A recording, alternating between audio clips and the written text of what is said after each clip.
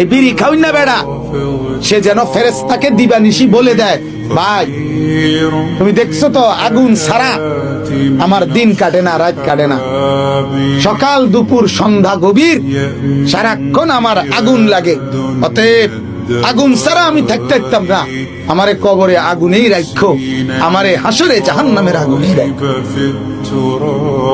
নাই তো আর কি, নাই তো আর কি।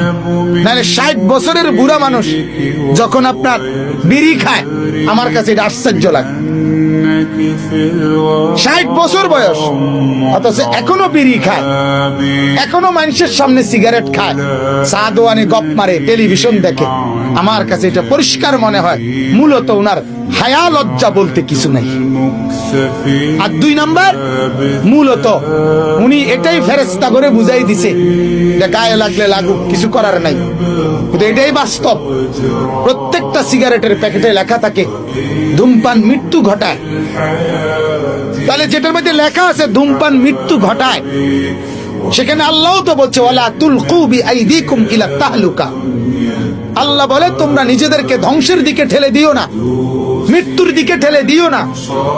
তাইলে এই আয়াতের আলোকেও তো এটা হারাম। আল্লাহ আমাদেরকে বুঝার তৌফিক দান করে।